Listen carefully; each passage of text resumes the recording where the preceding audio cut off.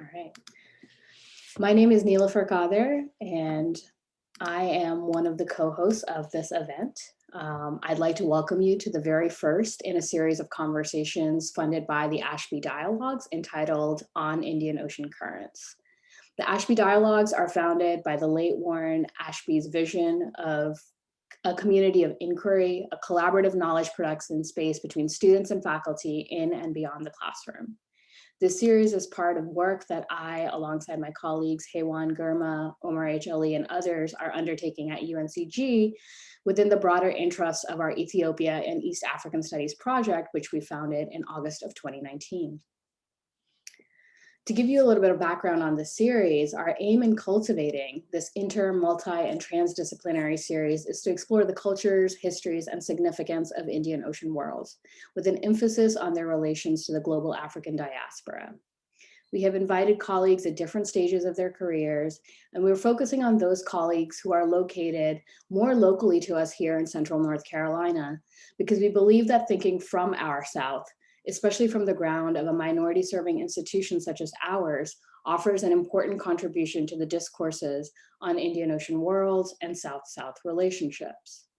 We'd like to thank the Ashby Dialogues Committee for funding this series, as well as the departments and programs of African American and African Diaspora Studies, International and Global Studies, and English. We also thank the Lloyd International Honors College. For ensuring a smooth webinar experience for us today, we're really grateful to Amanda Shipman in our IT department and providing logistics support during and after this event to graduate students in my Oceanic Humanities course. Today, that's Marlis Yvonne Whitley and Ian McLaughlin. A few remarks about our event today. The format is 4 moderated questions followed by an open conversation with our attendees. Please use the chat at this point onwards to share who you are, what your interests are, and where you're joining from if you'd like. But please direct all comments and questions for the open question period to us via the Q&A box. You're also welcome to enable live transcription for the event, which should be available just below the bottom of your screen. The recording of this event, as well as review transcriptions, will be available with a short delay to all of our registered participants. I'll now turn over things to my colleague, Heywan Gurma, who is Assistant Professor of African American and African Diaspora Studies. Dr. Gurma is currently working on her first book on Ethiopian return migration.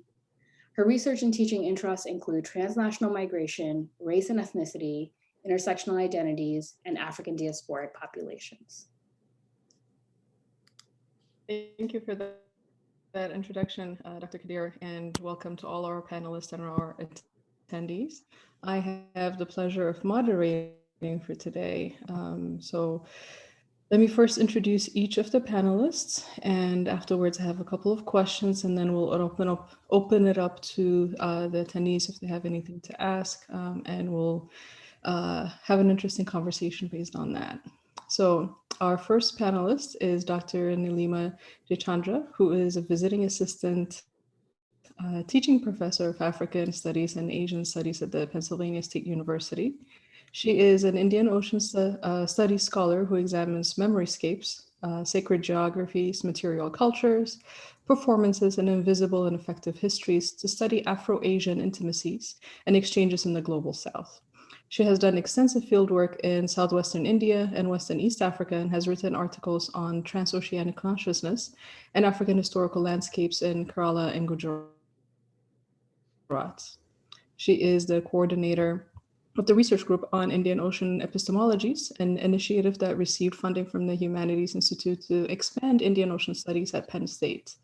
Dr. Jeychandran is the co-editor of the book Reimagining Indian Ocean Worlds and the co-editor of the Routledge book series Indian Ocean and Trans-Asia and the special issue on Indian Ocean Studies, Afro-Asian Affinities in Verge, Studies in Global Asian Journal.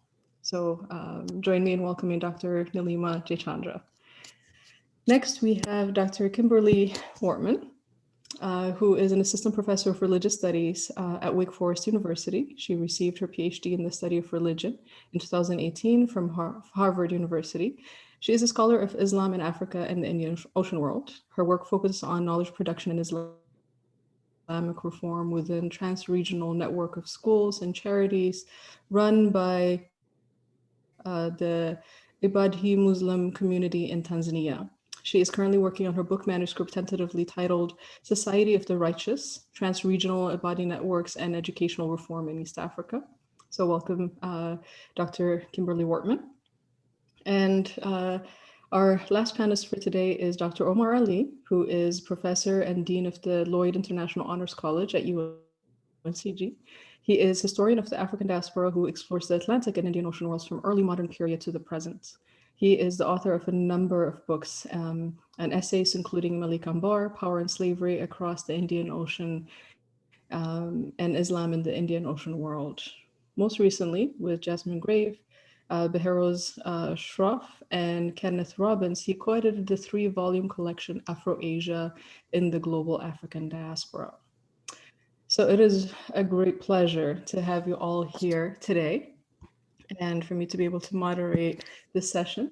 So I have a series of questions, prepared questions, and I'll ask these questions and then we'll do a round of answers and then we'll go to the next one before opening it up to discussion from everyone.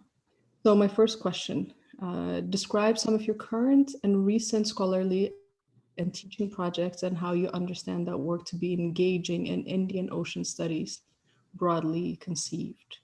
So let's start with Dr. Neelima Jeychandran. Well, hello. Thank you, Nila, for Evan and Omar for inviting me for this wonderful, series. And I also want to thank your support staff for making it possible. I just came out of a Zoom meeting and I know how difficult Zoom and webinars can be. So I want to thank everyone at the UNC for kind of organizing this. So to kind of start with, my own entry into the Indian Ocean world has been kind of rerouted through the Atlantic world, and which is very fascinating because my family comes from the port city of Calicut.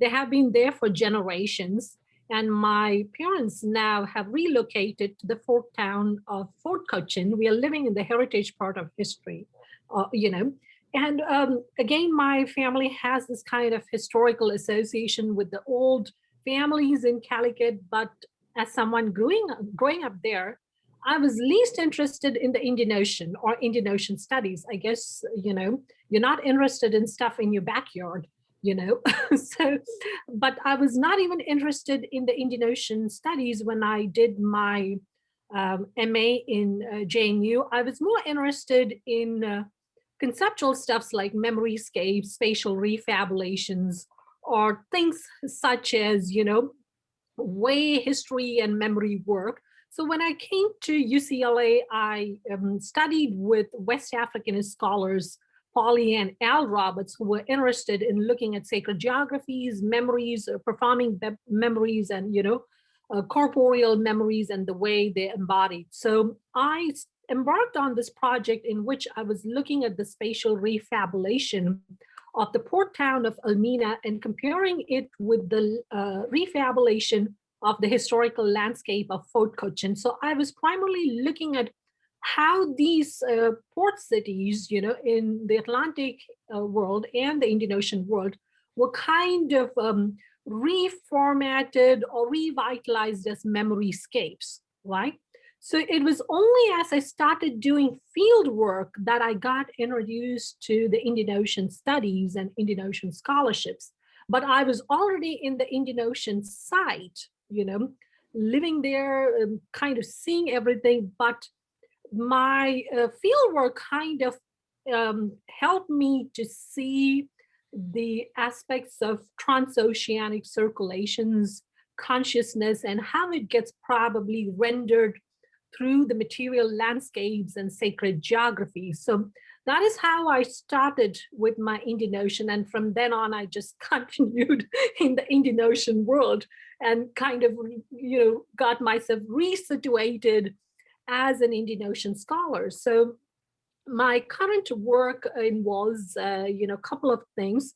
First, my own project is looking at, African sacred geographies in Western India, and particularly looking at these shrines for African spirits in coastal Kerala and comparing them with shrines for, African saints in Gujarat, and trying to see how these inconspicuous sites kind of tell us about African histories, which are invisibilized. So can I actually do a PowerPoint kind of share out here? So someone raised a hand. So let me just share my screen. All right. Can you see my screen? Yes, no? We can. Can you see my screen? Oops. Yes, we can. Okay, great. Thank you. Yes. So these are the sites that I study. These are shrines for deceased Africans in Cochin. They're very inconspicuous, and you really, will miss them when you actually pass by. But there are a lot of such shrines along coastal Kerala, and I compare them with, some of them are actually in sacred geographies, and I actually compare them with these shrines for African saints that you find again in Gujarat. Some of them are coastal shrines. This is a shrine from Mandvi, the port of Mandvi in Gujarat. And others are like this, very inconspicuous. You don't know who they are for, but they are just there, But this is a very local knowledge that people have and communities have kind of maintained over the centuries. So caretakers, custodians, and local communities have been invested in taking care of these shrines, but not just taking care of the shrines, but making sure that histories of these local saints are known. So that is my book project on. I'm trying to kind of talk about the forced free migrations of Africans, but also looking at the kind of circulation of African kind of scholars and spiritual beings to Western India, and how these histories gets retold in the present. So that is my current book project. Aside from that, I'm involved in a couple of other projects. One is the book series that I and my former colleague, Smriti Srinivas at UC Davis, is running, which is a book project on Indian Ocean world and Transasia with the Rutledge. We are trying to kind of look at the Indian Ocean, contemporary Indian Ocean, and talk about all kinds of Indian Ocean intimacies, Indian Ocean fellowship, but also trying to look at Indian Ocean from an anthropological perspective. No offense to historians, but we are trying to kind of, approach the Indian Ocean world from a very different perspective. So trying to recenter ethnography, trying to recenter kind of sensory experience, corporeal experience, or autoethnographic process of understanding the Indian Ocean world, which has never been discussed, but also to bring in scholars from cultural studies, from performance studies, art history, to think about Indian Ocean world materialities, Indian Ocean world soundscape, Indian Ocean world memoryscapes, sacred geographies, but also the invisible histories and invisible bodies in the Indian Ocean. So that is a project that I'm doing with Smriti Srinivas, but also here at Penn State with my colleague, Emmanuel Bruno Jean-François. So I have kind of a couple of Indian Ocean or Oceany projects that is going on simultaneously. And of course, I've also kind of collaborated briefly with Omar on a book project. So yes, so there is my own book project, and there is the research cluster that I'm running, and then there's also the book series that I'm part of. But also the idea is to kind of look at this very vital part of geography, and to kind of dredge all the, unspoken histories, but also the histories that have been kind of pedagogically and epistemologically kind of ignored, and that is kind of lying in the blind spots. So I'll kind of leave it there. Thank you so much for that answer. And have plenty of questions, but I'll save it for later. Dr. Kimberly Wortmann, same question. And just as a reminder, describe some of your current and recent scholarly and teaching projects and how you understand that work to be engaging in Indian Ocean studies broadly conceived. Yeah. So I would like to echo Neelima's thanks to Neelifar, Hewan, and Omar for organizing this amazing series of dialogues, and also to the staff at UNCG that helped make this happen. It's really exciting. And I wish I had pictures too. Those were, amazing images and really kind of helped us see the spaces that you're working with and sort of the memoryscapes that you're talking about. So thank you for that. So yes, my networks are maybe a little bit different. I'm looking at a series or a group of Ibadi Muslim charities that are based primarily in East Africa, but it's interesting because the headquarters are in Oman, so in the Persian Arabian Gulf region. But the most active sort of branches of this community and their charities, which are called Istiqama, are in Eastern Africa, and in particular in Zanzibar and mainland Tanzania. So what I'm trying to sort of understand, through the study of this community is what happens to religious and ethnic minorities once they sort of lose their hold on political power and influence in African context after revolution, after colonial rule, after empire, and how they reestablish themselves through their institutions and use those as sort of an opportunity for outreach and education within their community, but also to Muslim and non-Muslim communities, or other Muslim communities and non-Muslim communities as well. So what I found with this particular network, so Ibadi Muslims are neither Sunni nor Shiite, and the Ibadi community in East Africa are identified primarily as Afro-Arab or Omani, Afro-Omani. So they're part of the Omani diaspora in that region. And what I found is that following the Zanzibar Revolution in 1964, which sort of resulted in the migration sort of back or return back to the Gulf region of many members of the Somali diaspora, is that there was this extended period of sort of, there was this disconnect between scholarship that was happening in Oman and that in East Africa. And sort of the communication had sort of broken down within these trans-regional Ibadi networks. Then in the 1980s, when things in Tanzania and Zanzibar started to change politically, sort of marked the end of socialism and the rise of neoliberal institutions, you saw the growth of Islamic organizations, and particularly charitable organizations, and Muslim minorities became very active in this type of work. And so at that moment, you start to see sort of a reconnection between Omani scholars and activists in Oman, and then, with the diaspora in East Africa. And so for my research, I spend a lot of time kind of going across that, the different sites in Zanzibar and also on the mainland, because now this community has over 24 branches all over Tanzania. And what I found really interesting is that it sort of reformed the ways in which they sort of practice their public religious, or their public religious identity has changed. And so historically, Ibadis didn't perform the Friday prayers, for example, the congregational prayers that most, Sunni Muslim communities, that's a major central part of the practice. But Ibadis in Zanzibar didn't often, they didn't build Friday mosques and they didn't attend Friday prayers.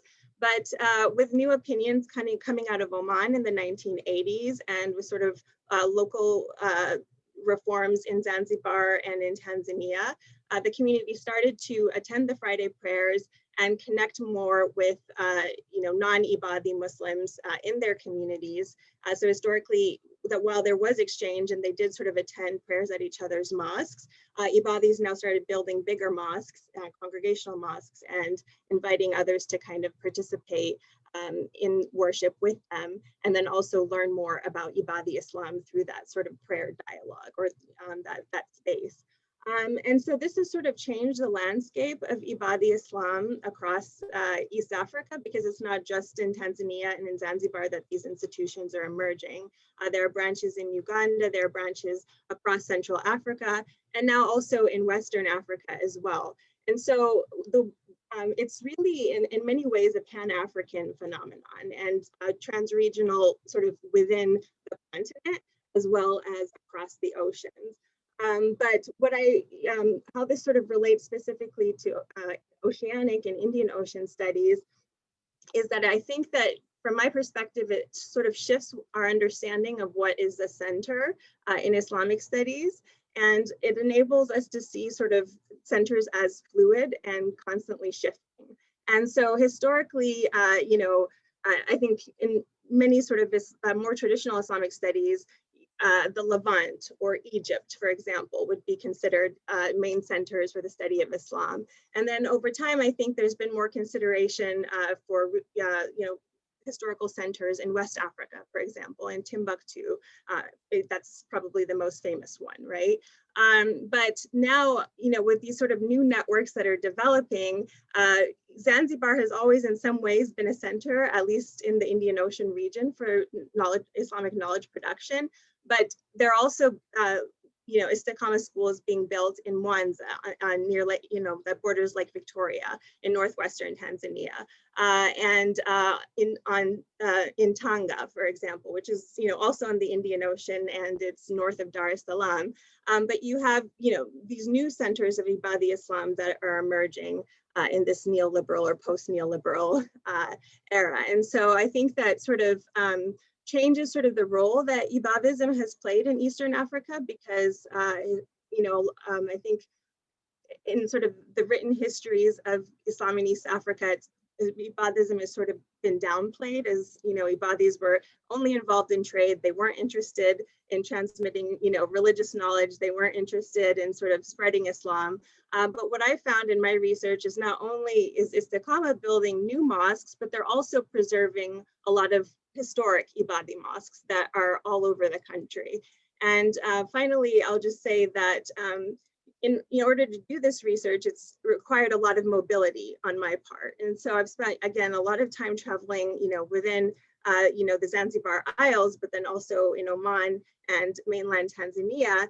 And I'm always struck by, how closely the branches of Istiqama sort of map onto historic trade routes and migration patterns of the Omani diaspora in East Africa. So you have, in a way, this sort of reinscribing of some of these old networks and routes, that this community traversed over the course of, let's say 2 centuries at least. But then also new sites are emerging. And so it gives us a lot to think about in terms of the creation of Ibadi space in the contemporary period. And how this relates to things that I'm teaching, I taught a course last spring that was super fun called Islam and Youth in Africa. And the goal of the course was really to get students thinking about how Muslim youth activists, across the African continent, on the islands as well, imagine sort of their role within sort of the global Muslim community, but also how they use art, social media, various different types of networks, different types of space, mosques, schools, to mobilize for change in their communities. And I think one of the cool things that came about from that, the dialogues that we had, is that students were seeing a lot of parallels between the types of Muslim activism that we're seeing today in the United States, especially with the student groups, and sort of what's happening in communities and schools like Istiqama in East Africa. Oh, thank you so much for that. I appreciate it. Dr. Omar Ali, same question. Thank you. I just wanted to say thank you again for Dr. Kadir's sort of leadership role in bringing us together. It's been such a pleasure to work with Neelima and Heywan. at UNC Greensboro in our Ethiopian and East African Studies project. So this is just wonderful. I also just want to thank all of the, the folks who are out there. I mean, I see that we have people from Dubai and Germany, folks from CUNY and Michigan, Rochester, University of Virginia, from Georgia. So it's great to have all of the people listening in and eager to hear some of your questions. And of course, fellow panelists here in Neelima, with whom I just finished the project on the Afro-South Asian, the global African diaspora, which was one of the contributors, and with Kimberly Wortmann. It's very nice to meet you, Kimberly. So really my current project is to take some of this wonderful scholarship that people are doing from various perspectives and across the Indian Ocean world, and also disciplinary emphases and trainings, whether they're anthropologists or historians or literary folk or a host of other things, including people who do work in philology. And so I'm trying to get that in some ways out to the general public in ways that are accessible. And so something that I've been working on for some time that goes back to my collaboration with Dr. Sylvia Ndiou from the Schomburg Center in our project on the online exhibit, The African Diaspora in the Indian Ocean World. And so in some ways, I'm a bit like Neelima in the sense that I'm trying to also I sort of straddle aspects of the Atlantic world. And I want to make our collective work just something that people consider more from the Atlantic side as well, because I think that it enriches our understanding of the African diaspora in the Americas when we understand what's going on in the Indian Ocean world. And I actually think vice versa as well.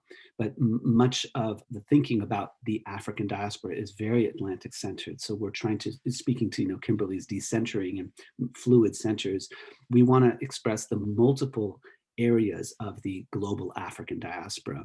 And I was struck, one of the wonderful things about these gatherings is really the production of new knowledge and new questions that we create by interacting with each other. And we had recently had an Indian Ocean conference, which Steve Fahad is one of the organizers of from the University of Virginia, is here today.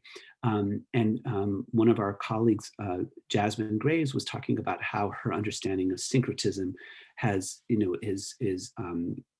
been complicated by not understanding sort of religion as sort of essential, and then it's sort of becoming watered down. And so syncretism speaks a little bit to that way of thinking of it. And so she talks about multivocality of religious expressions and faith traditions. And so I've been thinking about this for a little bit, and I was thinking about how one of the things that I felt was really important to do was to bring together the various primary sources that are from different parts of the Indian Ocean world into a reader. And so I published something called The Indian Ocean, Islam in the Indian Ocean World, which was published by Bedford St. Martin's. Those thin, really cute books, very easy to hold. And they're very good for the classroom because there hadn't been up until a few years ago a reader of a kind that would bring together some of the primary sources from across the Indian Ocean. And I thought it was important to gather those there together. So the focus of it was on Islam. And the thesis is that, if I could say it in one sentence, is that Islam takes on the characteristics of the people and places into which it goes. And so there's this constant interplay. So it's not like there's this pure form of Islam that gets then sort of disseminated, but there's constantly a reimagining and re-understanding of what Islam means, because as many people adopt Islam or aspects of Islam, because nobody's a tabula rasa, they adopt aspects of it, incorporate it into thinking and their practices, it changes Islam itself. And Dr. Amina Wadud, who's one of our great heroines in the field of Quranic and Islamic studies and feminism, was recently in a conversation that we were having at our institution. And she was just talking about the fluidity of Islam. And really, one of the things that she was speaking, and I've been thinking about this a lot, is that, the gates of Ijtihad, basically the idea that interpretation of, what Islam is, remains open. And I think that we have to approach the study of the Indian Ocean world, our concepts that we think that we kind of have a sense of, to constantly reimagine and question them, because things are really fluid, and what we think of as sort of consensus is going to change over time, and we should welcome that. So that's a little bit about some of what I'm working on right now. Thank you for that answer, Dr. Ali. So my next question for all three of you, and we're going to go in the same order as we did before, is since each of you has done work that engages with questions of religion and spirituality, what has been particularly salient for doing that work through an oceanic framework, particularly that of the Indian Ocean? Right. So, Neelima. Okay, well, thank you. So again, I kind of have to admit that I just stumbled upon this kind of spaces, Well, I just knew there were few shrines and that was it. I didn't know there were like more than 100 shrines in coastal Kerala or more than like 150 shrines in Gujarat. So I just know that there was few shrines and that was pretty much it. So that's also the beauty of ethnography. So when I went in, I didn't actually take Indian Oceans as a toolkit, which is like an Indian Ocean as a method to study this. But as I saw these spaces, that is when I realized that, of course, these sites definitely were kind of revealing an Indian Ocean connection and, but also an Afro-Asian connection. And as I started looking at Indian Ocean literature, that is when I kind of realized that, of course, I can use Indian Ocean as a framework to connect these different geographies in India, but also connect it to the Africana, expressive cultures and Africana religions. And actually, it's only in the past 2-3 years I've been interested in kind of looking at Indian Ocean as a method and concept, and to primarily look at how can you use Indian Ocean as a method to kind of look at Africana expressive cultures in the Indian Ocean world, but also Africana lived religions and sacred geographies, right?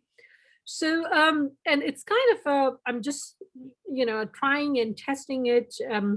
One of the things that, Indian Ocean kind of helps us to do is, of course, understand things that there are certain kind of fluidity and there is no fixity in practice, but also fixity in way these histories are being reshaped, reclaimed, or things like that. So hence we have to embrace that fluidity, the fluidity that comes with the ocean itself, to understand these ever-changing histories of the sacred geography. So that is the approach that I take, And also I've learned to embrace, like the ocean, it's the histories that you find on the Indian Ocean littoral is also ever-changing. There are certain histories that are visible at times. There are certain histories as the tide comes and goes up, gets invisibilized, or hidden. That is, again, we have to embrace this kind of fluidity of these histories of the sacred geographies and practices that we find in the Indian Ocean. So that, again, I consider as a method when I try to go and look and revisit some of these spaces that I've shown.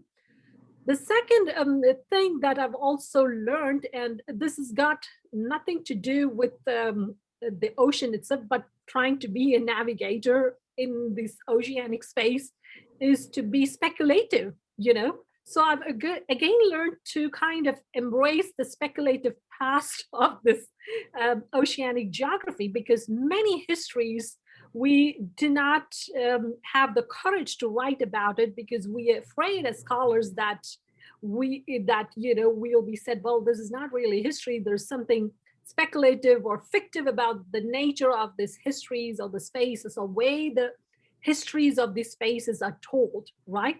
So I have kind of embraced this tumultuous nature of the ocean, which is the fluidity, and all aspects that the fluidity brings along with, right? So, and the other thing when I'm looking at the oceanic framework is that, which Omar has also done, I don't know if he's really embraced it and claimed it, is actually to expand the limit of the Indian Ocean space as such. For me, the Indian Ocean space does not end at the littoral. It can go to Hyderabad, it can go to other spaces too. And Indian Ocean is not just a physical space too. It can be a metaphysical space. If it's, we're talking about sacred geography, it can be a non-space too, So there are these different spaces of the Indian Ocean. So we have to kind of expand the spatiality, both in terms of the physical space, but also the space that Indian Ocean occupies, whether it is, it is a mnemonic space, it's a memory scape, it is a sacred scape, and of course, a metaphysical scape when we're talking about all the disembodied beings like jinns and everything transversing the Indian Ocean now and then.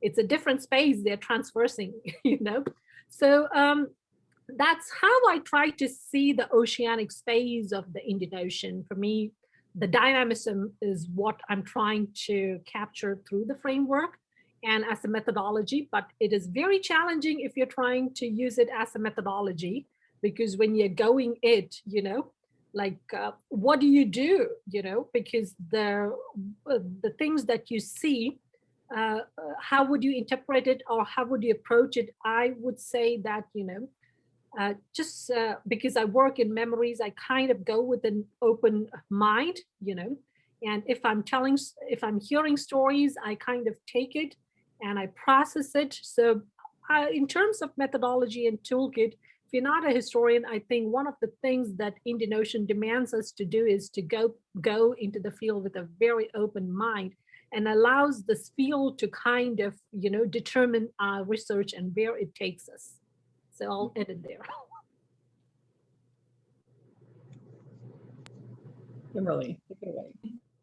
Oh, yes, yeah, that was beautiful. Thank you, Neelima. Yes, I really like the points you made about methodology, and it's something that I've been thinking about a lot. Like, is Indian Ocean Studies method or something else, and how can we sort of apply it practically to some of the research contexts that we're working on as a method.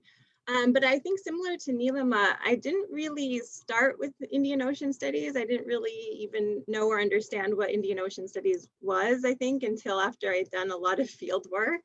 And, my training was almost felt like I was having two parallel types of training. So I was, in African studies and really with a focus on African history and epistemologies, and then Islamic studies. And somehow the two just never seemed to meet, in the coursework, in the classroom, until sort of later, I think, in graduate school, but and in particular, through the work of some of my great advisors. But I think that that's sort of what drove me to kind of look for elsewhere for a way to sort of explain what I was observing and what my interlocutors were sharing with me in Zanzibar, in Oman, on the mainland in Tanzania as well. And again, the fluidity, like Neelima was saying, of the Indian Ocean framework and this integrative nature of it. And this idea that it's sort of, lots of different identities can sort of be encompassed in one person, in one institution, in one school of thought, is something that really appealed to me. And I think that religious studies also offered me sort of a similar fluidity because it's very interdisciplinary. So I think the two together enabled me to kind of think a little bit more broadly about the types of religious phenomena that I was observing, at my different field sites. And kind of, again, going back to what you were saying, Neelima, and this is something I've thought about a lot as well. And, I was recently rereading Thomas McDowell's book on these, credit and debt networks as well between the coast and the mainland in East Africa. And I've always sort of thought sort of the same thing, that, you see much of the Indian Ocean very far from the ocean. And I think, in that book, one of the points that he's making is, if you go to, like, again, Mwanza town, for example, or to Tabora, you start to see very similar architectures, very similar clothing, very similar ritual practices and clothing aesthetics that you encounter on the coast.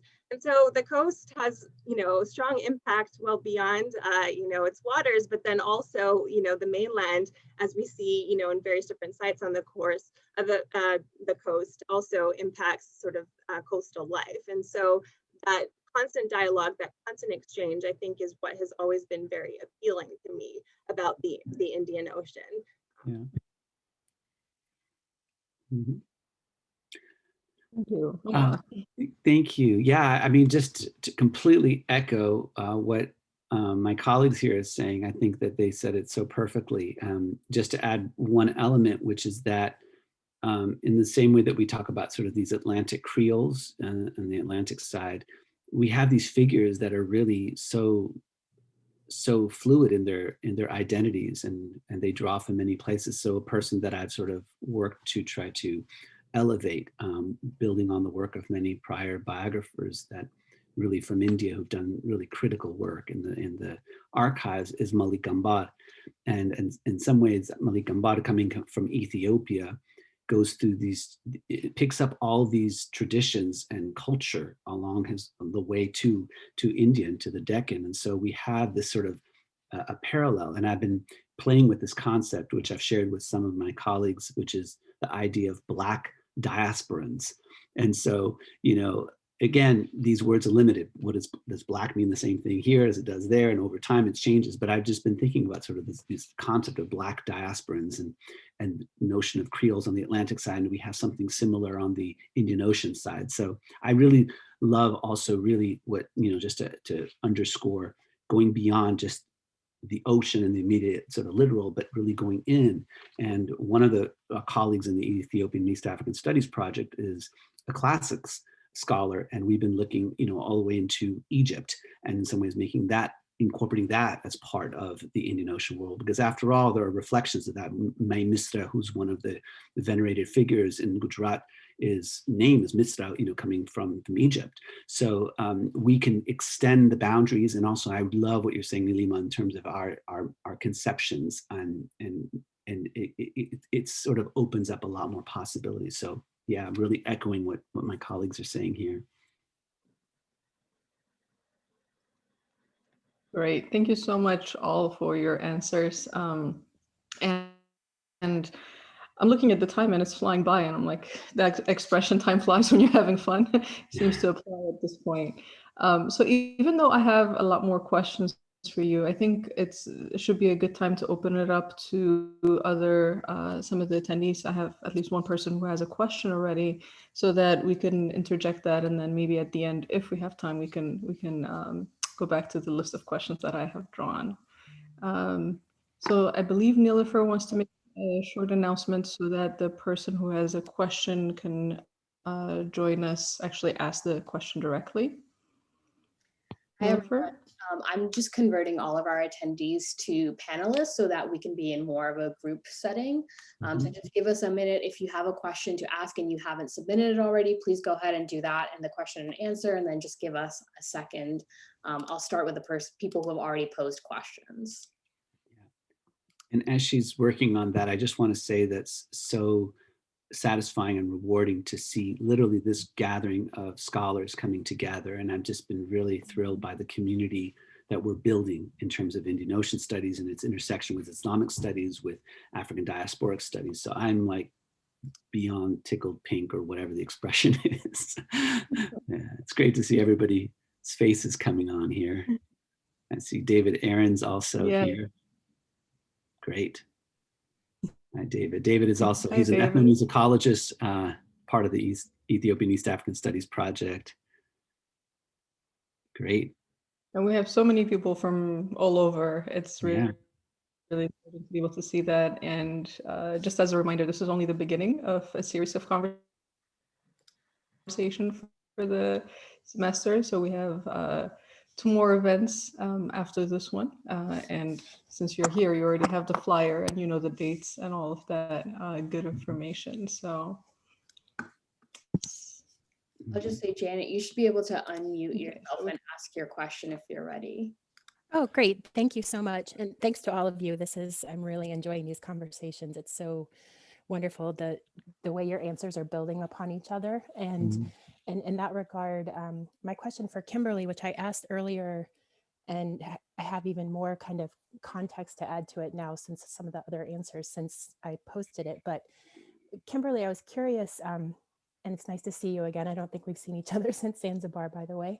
I'm wondering how widely dispersed are the Ibadi groups on the mainland, if they're primarily concentrated near the coast of Tanzania, and if they reach up to Kenya, And also, if you find, as you're examining the relationship between the hinterland and the oceanic networks, are you finding that those connections are building from the mainland and then filtering through Zanzibar kind of as a center and up to Oman, or they are now reaching directly up to Oman?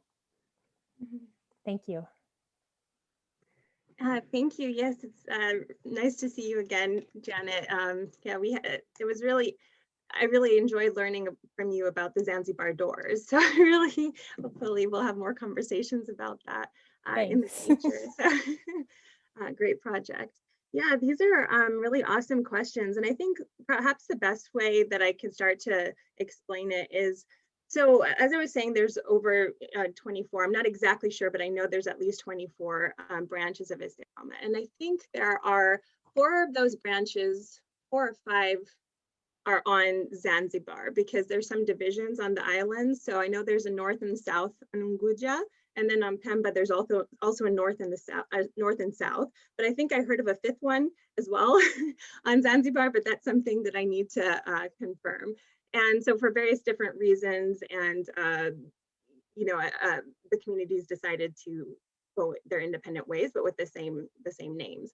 But then on the mainland, there are many more. So there's a lot more branches of Istiqamah, and they're across the country. There are, there's one in Dar es Salaam, there's one in Tanga, as I mentioned, but also Mwanza, Tabora, Shinyanga, let's see, I think Sumbawanga, they're all over north and south, and then also the coast as well. And I think the best way to explain it is they're really where the Omani community settled, historically. And so where they set up communities, where they set up trading networks, the sites where they interacted, most closely with, the African communities that were already there. And so that's where you start to see the branches. And so that goes well beyond sort of Tanzania. So there are branches of Istiqamah in Burundi and Rwanda and Congo, or in the DRC.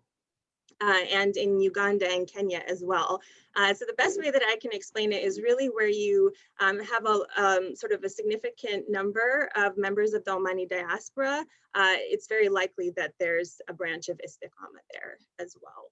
And then to your second question about whether, sort of the relationship with Oman, I think this is what you're saying is coming mainly from Zanzibar to Oman, or whether the mainland has its own connections. What I found, and what I found so interesting about these sites, is that each branch really operates very autonomous of the others, and rely in many ways on sort of a local initiative and grassroots activism and local funding and donations. But then the funding that they receive from Oman, a lot of it comes through family networks in Oman. So some of it's directly through the Istiqamah headquarters in Oman, but then they receive funding from other relatives and kin as well, independent of Istiqamah. So Istiqamah has sort of been a way, or become an institution through which this funding and these resources can be funneled transnationally and transregionally, but a lot of the support is generated locally. So you see communities, for example, in the Lake region that have been heavily involved in various different industries like transportation, fisheries, mining, there's all these major industries in the Northwest. And so various different, processes, the Omani community has been sort of involved in developing some of those. And so that sort of the resources that come from that also support Istiqamah. I hope that answers Very much. Thank you so much. And that was, I'm mostly curious. It was perfect, your answer. I really appreciate it, because, I'm looking at the way visual exchange is being transferred back and forth, and, wondering if some of these patterns are following the same routes, or so. Thank you so much. Sure. Yeah. Thank you. Thank you. And if there's anybody else who has a question, you can use either the Q&A function, and I can read the question as my role as moderator, or if you raise your hand, that should bring you up to the front of the panels, and we should be able to see you. So that way we can accommodate your question. So again, you can use the Q&A function at the bottom of the screen, or the raise hand, which should bring you up and you can ask your question live directly. So in the meantime, I have a question again.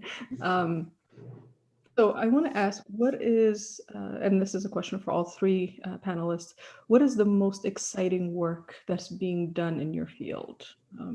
Although you work on similar areas, you have like very different areas of expertise. So I want to know, what is the most exciting work that is being done in your field? And since we have a lot of early career scholars here, what type of advice would you give for early career scholars and undergraduate students who might be interested in pursuing similar questions and issues? So let me start. Should I go first? Okay.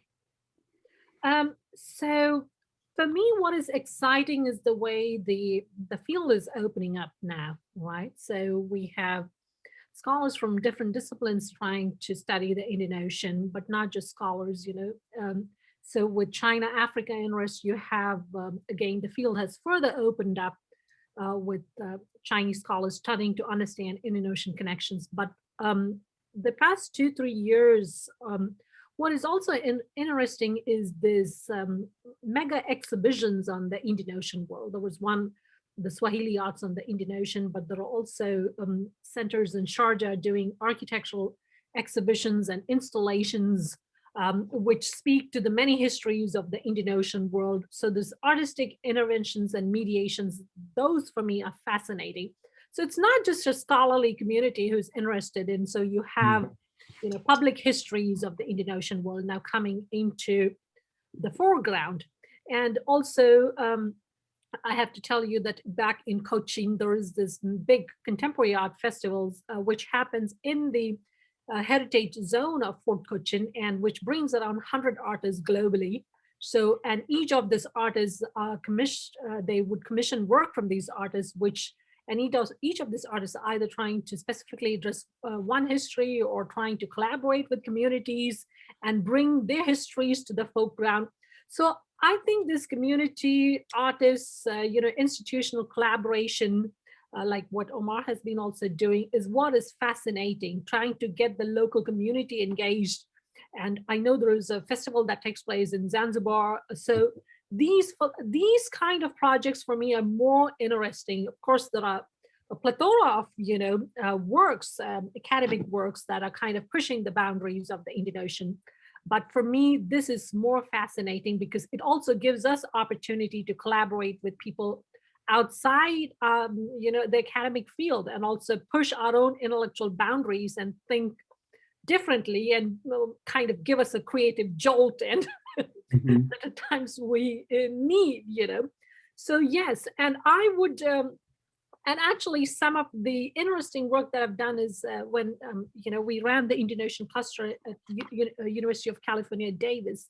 There were performance studies scholars who were trying to look at Indian Ocean. And and a friend of mine, Pallavi Sriram, she has written about Indian Ocean as a choreographic space. So trying to look at Indian Ocean choreographies.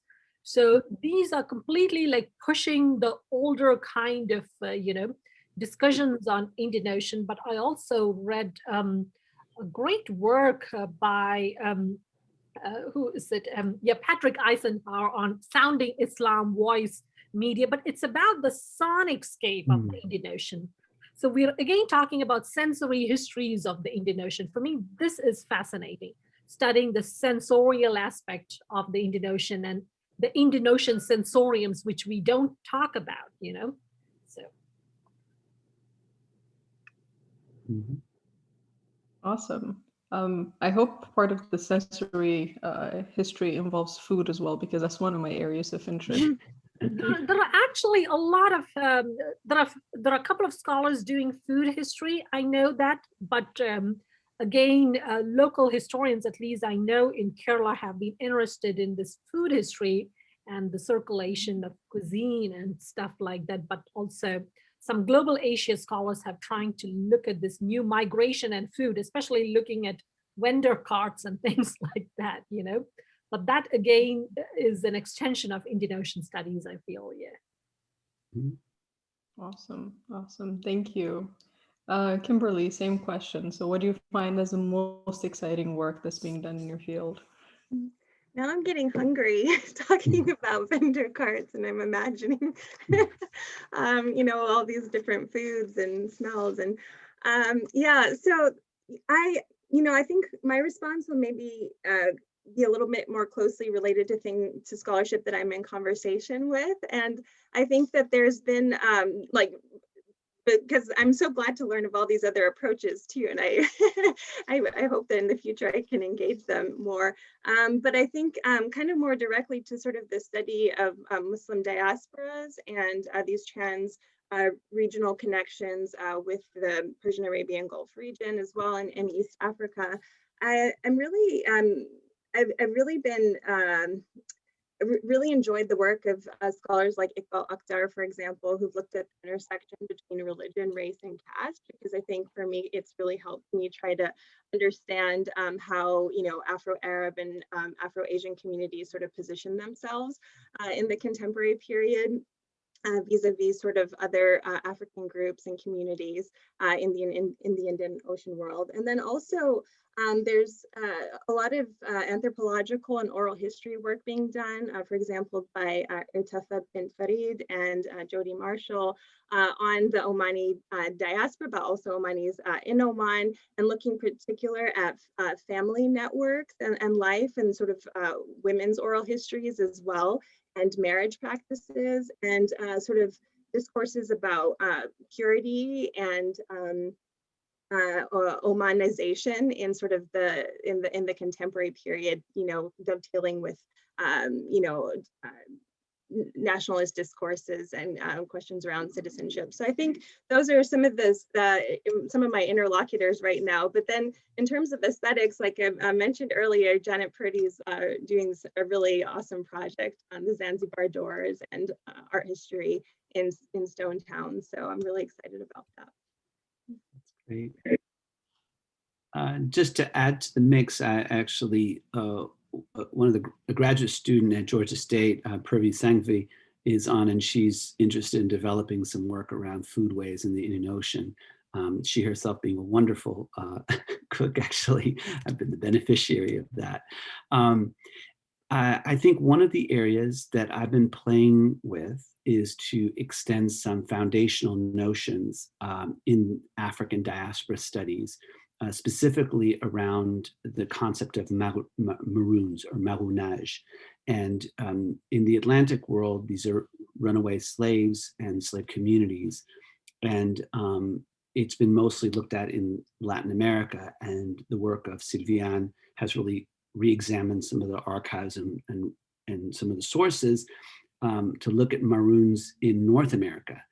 And I've been really thinking about this activity of maroonage across world history and into the Indian Ocean world. So can we understand some things that were done that were maroon-like? I'm thinking about in the ancient world, there are several cases in terms of Ethiopians and Nubian resistance against the Romans, for instance. And I was thinking about Kandake Manorenis as somebody who you could talk about when she escaped to the Elephantine Islands there. She was essentially, she was being marooned. So what is the activity of people going into hinterlands or runaways in Goa under the Portuguese?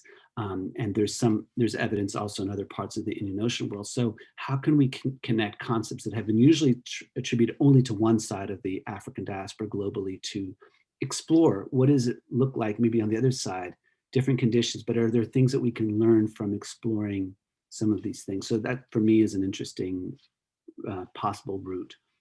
Mm-hmm. Mm-hmm.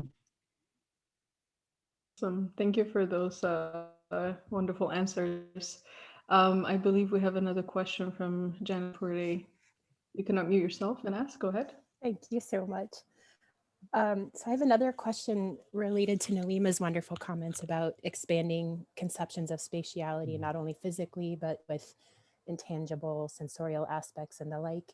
And Omar mentioned that in his work with, I think it's called the Ethiopian East Africa Project, he sees that happening where the Indian Ocean is being extended up to Egypt. So it would be wonderful to hear from all three of you, your thoughts about Egypt in particular, just because it feels like we're all breaking down boundaries across disciplines, as Neelima also advocated for, and which I think adds value to all of our work. And so I'm just curious if you don't mind sharing how you think that relates to relationships between the Indian Ocean and your work in Egypt. Yeah. Well, thank you, Janet. You're also kind of breaking the spatial boundaries and disciplinary boundaries of Indian Ocean by looking at doors, which are sites of thresholds, but also places where you have to enter and exit the Indian Ocean world in certain ways. So yes, well, my work, on the African saints in the Indian Ocean world always featured Egypt because the main patron saint of the CD, African Indian community is Mai Mishra, and she's Misr means Egypt, and she is actually coming from Egypt. So but also what it references is this kind of migration from Egypt. So that is what Omar, but also others like Helen Basu and Beros has talked about. This history is kind of in direct reference to the migration of African women from Egypt. But also, it is not just that particular saint. I've found other African female saints, who are indirectly referenced to as coming from Egypt, right? So there are this particular saint has 7 to 11 sisters. It depends on different oral hagiographies. In some cases, she has 7, the other 11 to 17. It goes on. Now, some of these saints are coming from Egypt. So what you see actually along at least the Western Indian coast are, African spiritual beings coming to the Western Indian coast and in some way being kind of, integrated into a South Asian Sufi form of Islamic worship tradition. But it was not that particular connection of saints, but in a site like Calicut, you have the presence of, other kind of saints and a direct connection to Egypt in many ways, because there are certain mosques that is believed to have been constructed by manumitted African slaves. So again, in the oral, which is the Muchandi Mosque, and it's a beautiful mosque. I can share the picture some other time. So, but some references say that he's possibly from Egypt. So we don't know. Again, we have to embrace the speculative past. So for me, kind of, Egypt was always there, at least there in the Indian Ocean, Western Indian Ocean world in many ways. Mm-hmm.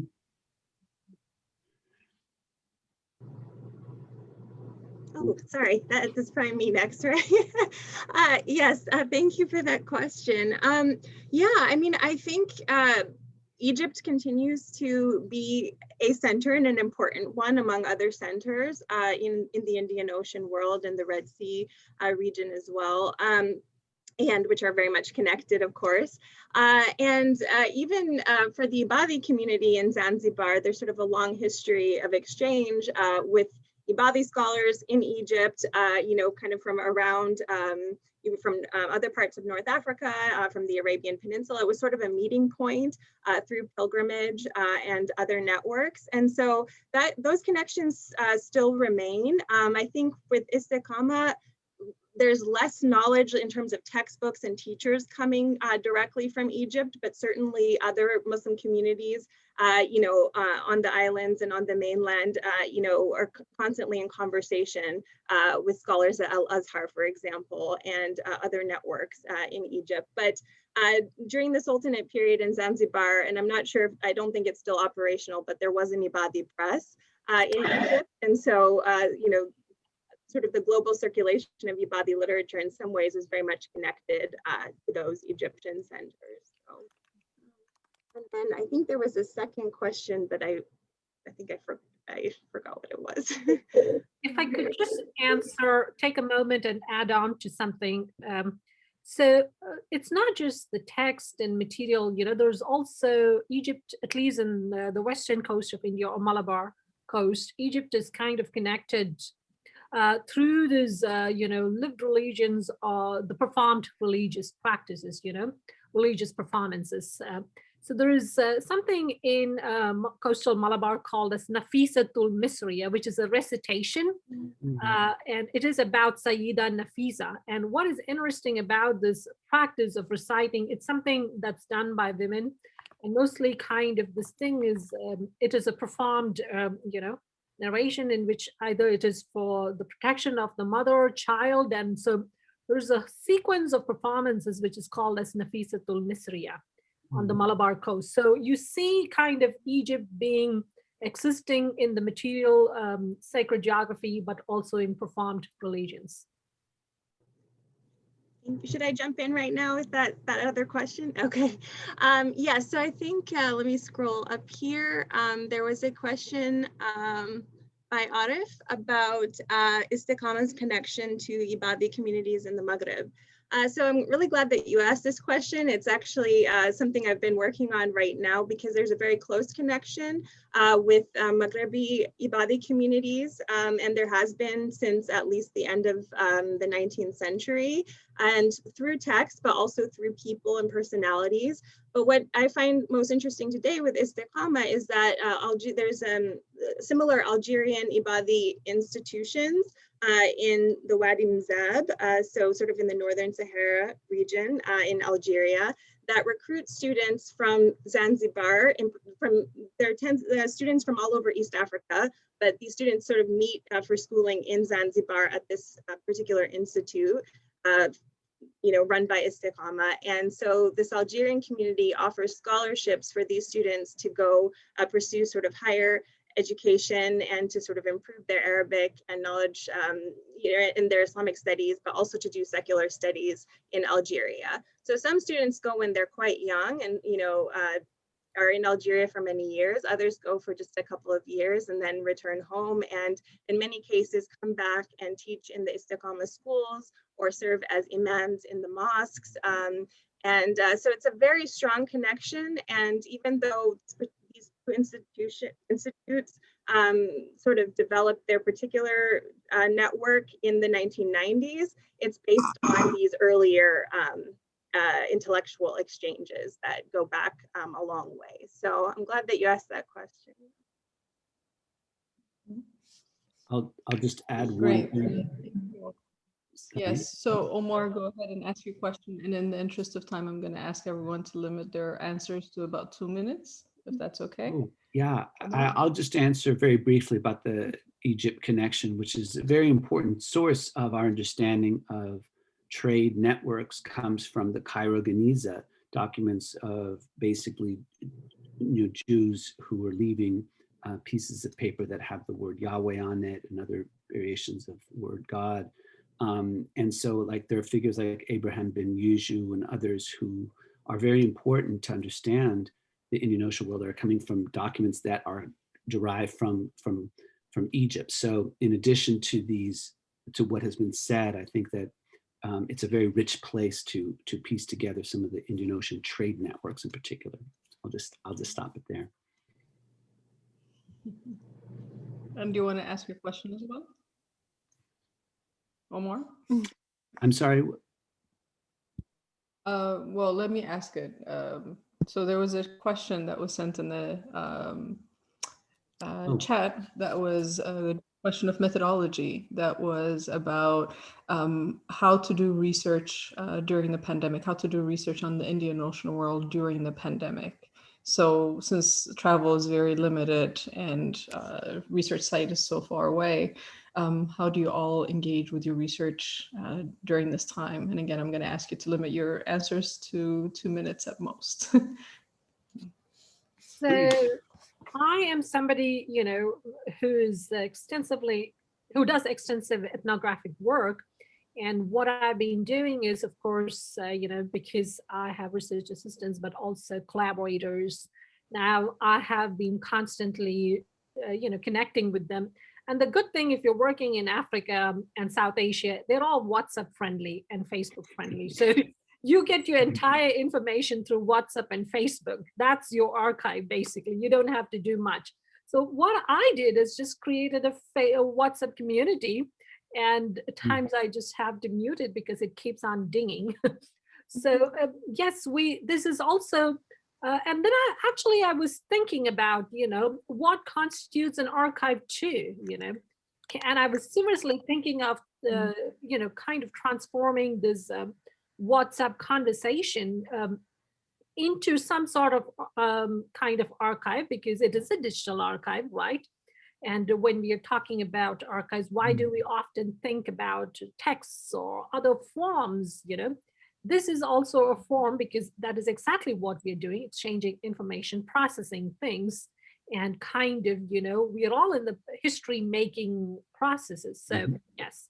So for me, the WhatsApp has been an archive, to be honest. So probably it's just to reinvent our own methodological process and to kind of push ourselves from the push outside the comfort zone, or to think about, what constitute new archives or new spaces, and then, maybe just explore those spaces. Yeah, that's a really great answer. And I think there's, especially someone who also does a lot of ethnography, I think WhatsApp is an ethnographer's best friend in times like these. And I'm really intrigued by this idea of creating a group, because I just communicate more with individuals and less so that's a really wonderful idea. And then, of course, social media, and in particular, I think for the communities that I work with, if they're on social media, it's more Facebook, and I am not participating as much, in that world anymore.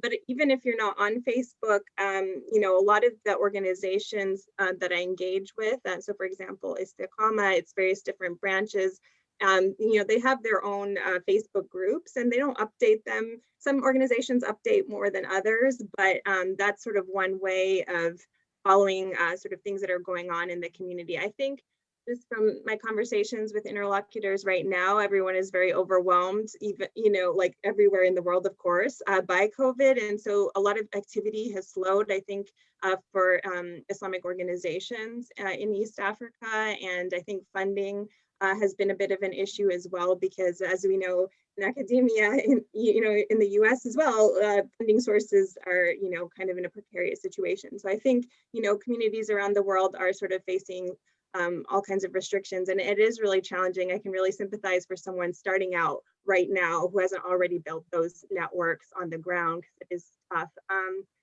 I would say, yeah, and the other issue is reporting sometimes.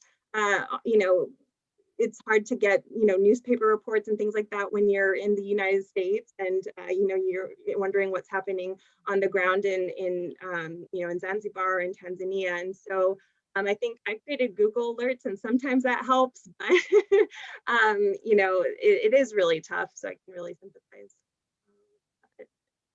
I'll just take 10 seconds and say that, just to echo that, and I love the WhatsApp and reimagining archives more broadly. And I was just thinking that, this moment that we're in a global pandemic, this moment will pass, and we will travel at some point, whether it's 6 months from now or I don't know when. So in some ways, I would say use this time to explore areas that you haven't normally thought about going into. And Neelima talks about the importance of the arts and performance and other areas that, in some ways, it's a moment to really stretch and try and just look at other things and see how that stimulates your thinking about things. So that's what I would say, just to add to the mix. And perhaps for, I think some graduate students are also joining. And if you're actually thinking about embarking on a research, and if you couldn't go to the field because of the pandemic, Zoom again has created multiple kind of opportunities, like what we're doing today. And then, of course, there are I've seen a couple of other Ocean conferences, but also workshops and stuff like that. So probably one thing to do at this point of time is to spend time thinking about methodology and approaches, so that, you don't have to worry about so much when you go into the field, and probably connecting with people who have already been there. So establishing your network here and then probably going to the field, then it becomes much easier. I guess one of the things that I couldn't do was because right after my qualifying exams, I just embarked on the field, So I couldn't get that time to build my network, scholarly network or peer network here in other places. I just like landed right at my field site, and then I explored. So probably this is the time that you can all use to kind of, construct that network here, so that when you go to the field, you kind of can ease in pretty kind of well, So Thank you for that very generous and creative way of thinking about, continuing this research despite the challenges that we have. So unfortunately, we're out of time, and I want to thank all the panelists for this wonderful time that we're able to spend together. We can do a round of applause. On my side, I guess I'll do the sound. So thank you so much. And for the next session, which is taking place on March 17th. And we'll be talking about the political economy in the Indian Ocean during that time. So the schedule and everything else is there if you want to look at the specifics. So thank you once again. And Neelima, do you want to have say something to end this I'll just officially? echo thanks to all the panelists as well as the attendees. It's been a wonderful way to kick this off, and we look forward to seeing you on March 17th. Thank you so much. Thank you. This was wonderful. thank you all. Thank you so much for organizing it. What a great conversation. Yes. Yeah. Bye. Bye-bye. So we'll just Bye. sign off. Thank you all. Thank you. Thank you. Thank you, everyone. Thank you so much.